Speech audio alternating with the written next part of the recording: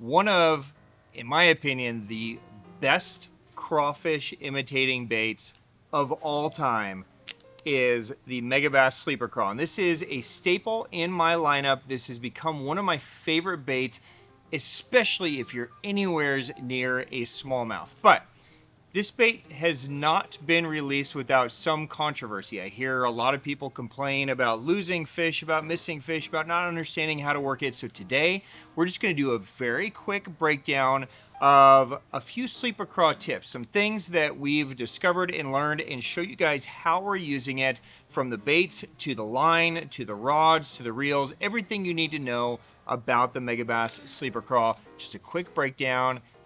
Let's have some fun. Welcome to the Hookup Tackle. Oh, what a stud. Yeah. Look at that. That was sick. Woo!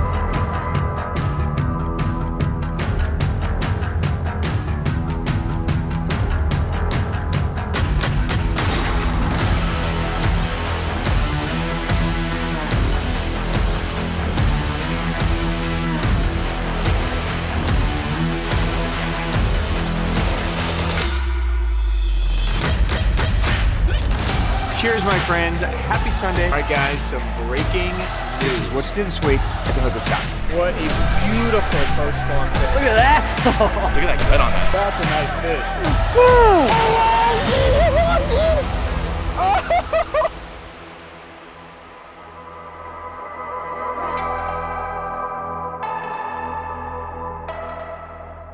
Welcome back, my friends. I am Ben with the Hookup Tackle, a Tackle Otaku on Instagram, being joined by someone new behind the camera, a mystery guy. This is my buddy Callan. Callan, what is up? How's it going, dude? It's going well. Many of you guys know Callan from his time in front of the screen. Just in case, maybe we'll find a terrible photo of Callan and we'll put it right there. But that's Callan. Callan's been working here at the Hookup for quite some time. He's an unbelievable angler, loves trout fishing, but he is finding the world of cinematography and video as well. So look for a lot more footage coming from Callan as well. So today we are going to talk about the Megabass Sleeper Craw. Now, Sleeper Craw has been out on the market, I would say now, probably about a year, maybe a little over a year. And it has become basically just a standard in my box. Like, it's kind of one of those baits. It's kind of like when I think of adventure cams, I just say GoPro. But even though it's not actually called a GoPro, it's a Hero 8. This is just kind of, but you would never say like, oh, let's take our adventure cam out. You'd always just say, hey, let's take our GoPro out, right? This has kind of become that bait for me and for a lot of us around the shop, where we just say, oh, dude, it's the Sleeper Craw bite's on fire. But we're referring to this style of bait. But just in case you've been living under a rock, you don't know what I'm talking about, I'm gonna take one out of the package for you. We're gonna break this down. I wanna make sure that all of you know how to use it, the gear you need to use it, how to work it, all that kind of stuff. So we're just gonna do a real quick little breakdown. So the Sleeper Craw is basically taking from the Dark Sleeper tech, where you have this kind of built-in hook, right? So everybody's familiar with the Dark Sleeper by now. It has that kind of built-in hook, and it's got basically, you know, a channel there that it sits in, and it's protected. So when the bait is, you know, just right out of the package, you really don't see any hook at all. You just see the bait. Now, the Sleeper Craw is made out of an elastomer plastic, okay? So this is important to know for multiple reasons. A, it's gonna be super durable. So you're gonna get a lot of life out of this bait. You rarely go through and, you know, break a bait. Really the only time I'm ever retying is if I snag it in a rock and break it off. The other thing that's important to note about the elastomer is you need to make sure that you store it by itself. Don't put this with other plastics. Don't put this anywhere near anything plastic, really, because elastomer, same as if you're using a, you know, a Z-Man elastomer or anybody else elastomer, it's going to melt. So I highly recommend keeping the clamshells. I keep all of my Sleeper Craws in the original clamshell. So even after I use it, I'll cut it off, let it dry, and back in the clamshell it goes. And this is just an easy way to store it for me. The other thing that's important to note about elastomer is that it's very high in buoyancy, so it's a floating material. Now, Sleeper Craw, the claws of it are kind of hollow. and jointed anyways, so they're designed to kind of trap air and have kind of a natural motion. The Sleeper Craw itself is more of like a tube. It's kind of a hollow bait. That's what allows, you know, that hook to kind of pop in and out. And then it has a weighted basic jig head back here. It's a custom shape, almost a triangular shape here, that is in total, the total package, so the plastic, the hook, the weight, this is a 5/8 of an ounce, okay? Now, a lot of people look at the package and see, oh, it's 5/8 ounce, that's pretty heavy, but it's 5/8 total ounce. So in comparison, if you were throwing a free rig with a 1/4 ounce weight and a hook and say a 3.5-inch doe live beaver, which is a pretty standard free rig, you're also at about 5/8 of an ounce total package. So this is a very normal size that you're going to be used to throwing, whether you're throwing on casting or spinning. We're going to talk about the setups here in a minute. Now, the Sleeper Craw is designed to not just look like a craw, but also mimic its movement on the fall and on the retrieve as you're working it. So as this falls, it is going to have kind of a,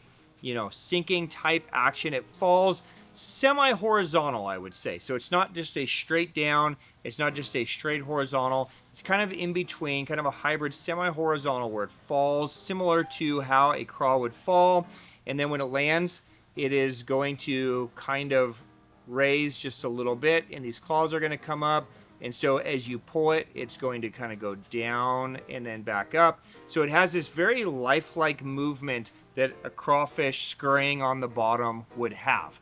When it's paused, it looks super lifelike, and the air that traps in the claws cause the claws to have just a little bit of natural movement without the angler having to really do anything with it, right?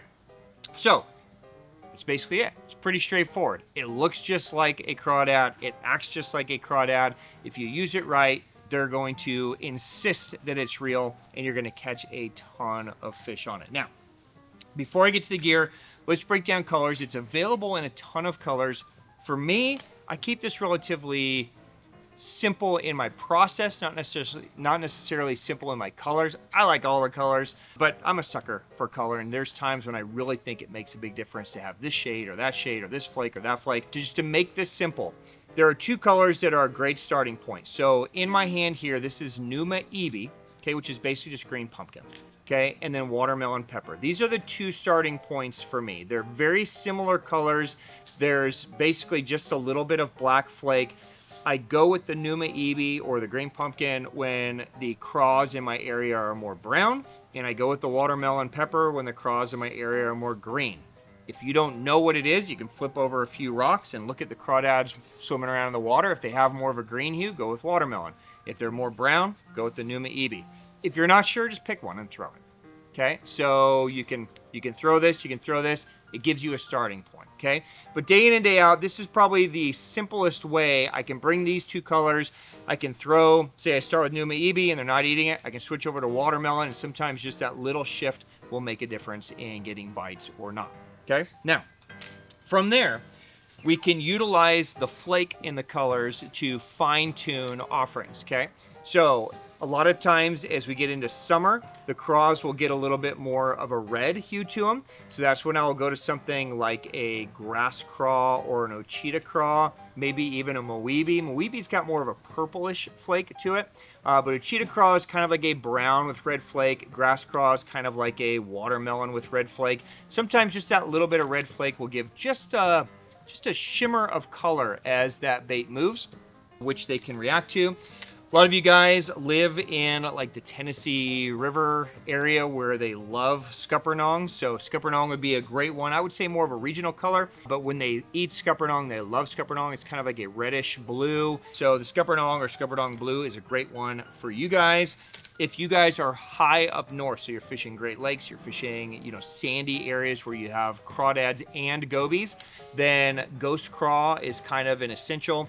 I love ghost craw because it's kind of like a ghost shrimp type of color. In OSP, I love the ghost shrimp because it's kind of a sandy gray with some blue flake. Ghost craw is going to essentially do the same thing for you, so it looks a lot like a goby. It looks a lot like just a sandy crawfish. That's a great option.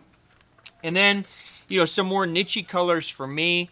early in the season when the fish or when the crawdads get that real red tone, I love mixing in Demon Craw. That could be a great one when they have that red. And then if you're night fishing a lot, there's a couple of different night specific colors or black specific colors. Midnight Craw is a great one. There's a few different ones in there, but that could make some great options. Black, blue, of course, so on and so forth. Okay, so that should be a pretty easy way to structure your color selection. Now, line. For me, I like to float somewhere in that 15-pound range for this. Now, of course, you can go up or down as you need to. For me, I'm pretty much living right here. 16-pound shooter or 15-pound Tatsu is kind of my deal. Okay, so 14 or 16-pound shooter if you're going Tatsu, 15 or 17-pound. I prefer going shooter or Tatsu here over, say, sniper. Because this bait is a bait that's going to go on the bottom, I want it to have a little bit more abrasion resistance. You know, I can really fish it slow, and I want to work it into all those little nooks and crannies of rocks. So I like the shooter just because it's a little bit tougher, so it doesn't nick quite as easy. It gives me a little bit more durability. Again, the shape of the weight inside of the Sleeper Craw allows you to really kind of get this bait in some of those crevices and then still kind of pull it out because of how you're kind of pulling the bait up instead of digging it in. So, you know, I wouldn't be afraid about putting it in some gnarly stuff. Stick it in there. As long as you get the right line, it can withstand a lot of the nicks, stuff that some of the weaker lines may not be able to do. Now, let's talk about the setup. And I think, honestly, this is probably the most important piece to have success with the Sleeper Craw. One of the big things that I see in comments when I post about Sleeper Craw is lost fish. A lot of people struggle with the hookup ratio on this bait, and the biggest reason for that is you're using too fast of a rod. Now, this is, in all practical purposes, a jig. Right? So typically when you think of jig fishing, you think of fishing a real fast rod. It's 5/8 of an ounce. So you think of like, I want to use a heavy, I want to use something really fast. But what I found is the way this bait is built and the way the eye is set, the way the weight of the jig is set, and with this gap, it's not the biggest gap in the world for a jig, right? But it's plenty of gap if you have the right rod. You need to soften the rod and slow the rod down just a little bit, okay? So for me, I have found tremendous success using this guy. This is the P5 Dark Sleeper. Now, if you're not in P5, if you're a Loomis fan, or, you know, whatever, basically all I'm trying to do is slow the rod just slightly so it's not too fast. Okay, so if you are familiar with the Dark Sleeper rod, you know that it is a more of a swim jig style rod, but it's relatively soft at the top end. This isn't a really fast rod. It even bends kind of all the way through the middle of this rod. So if you're a Loomis guy, I would recommend using more of a Megabass taper versus a jig and worm taper. Something that's gonna give you a little bit more gradual taper through the rod. What that does is that allows you, when you feel that bite, right, and you wind down and you swing, it allows you to swing and still let that rod kind of bend so that that hook has a chance to compress out of that plastic and notch them. If the rod is too fast, what happens is you swing and it just pops out of the fish's mouth, or you just barely skin hook them and then they come up and they jump and it flings your Sleeper Craw. But if you use the right rod, what you're gonna find is, I'd say probably 95% of the time, the fish eat this like it's real and it's in the crusher, and you swing and that bait is just wedged in there. It's stuck in there. Like, you got to plier it out or really stick your hand in there to get them. But the whole key to doing it is having the right gear and the right rod and slowing yourself down and softening your hook set just a little bit, okay? Now, if you don't have a rod like this in your arsenal and all you have is a super fast rod, like an FMJ or, you know, a 4-power Loomis jig and worm rod or something like that, then just, you got to calm yourself down a little bit. Maybe instead of going with shooter, maybe go with like a sniper, something that's got a little bit more stretch to it.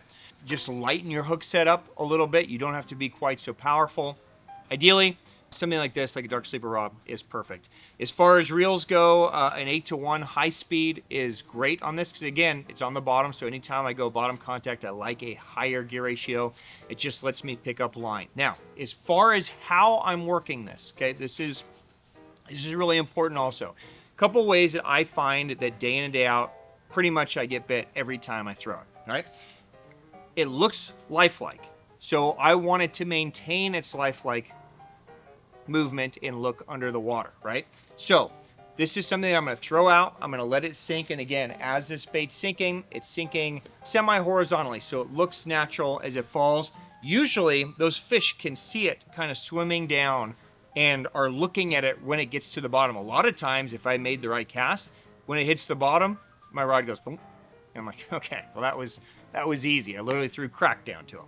But if I didn't get bit initially, all I want to do is I want to pick up the slack, and I just want to have small little movements with my rod. All I want that bait to do is just kind of scurry under the water. Okay, short, natural scurries. So very small, controlled with my wrist movements. This isn't something where I want to have like these big movements where the thing's just like flying off yet, right? I'm assuming there's fish that are looking at it on the bottom, so my movements are nice and small, okay? Couple of movements, couple movements, couple movements. If nothing's eating it yet, then what I'm going to do is I'm going to fish this a lot like I would a free rig. I'm going to wind it down, I'm going to kind of pull it and drop the slack. Okay, so now if nothing ate it after I had those natural lifelike movements, I want to pull it off the bottom, I want to swing it up, and then I want to give it slack again so that bait kind of scurries up, and then it's going to go back to having that nice natural fall back to the bottom. A lot of times that movement of it going up and then falling again and chilling and going slow is all those fish need to trigger. But you've got to have some kind of combination almost always to get them to trigger. Sometimes, like I said, they eat it right away because it's just so lifelike, it falls down, boom, they eat it. But if it's on the bottom, little movement, nothing. Little movement, nothing. Okay, I'm going to sweep it up, drop it down. It's going to lift it up, let it fall back to the bottom. Oh, there it's on the bottom again. A lot of times that's all it takes, right? If not, right back. Small movement, nothing. Okay, I'm going to lift it up, drop it back down. Okay, just trying to separate it to let the bait do what it was built to do, and that should get you all the bites that you need. All right, I hope that was insightful. I promise you, if you figure out how to integrate the Sleeper Craw into your arsenal, it may just take some time to experiment with movements, colors. Once you kind of find that magic combination, you will catch a ton of fish on this bait, and it will become a staple for you as well. If you have any questions on rigging, on movements, on gear, if there's anything that you guys have experienced that I didn't bring up, I'd love for you to comment down below as well. If you want me to help dissect anything from rods to movements to hook sets, I'm happy to do it. Drop it down below and I will go through it. Callan will put some links to the products if you guys want to check any of them out closer. And guys, on behalf of myself and Callan, everybody here at the Hookup Tackle, thank you guys for giving us time. I hope you try the Sleeper Craw. I know you're going to love it. We will see you again on the next episode. Peace out, my friends. See ya.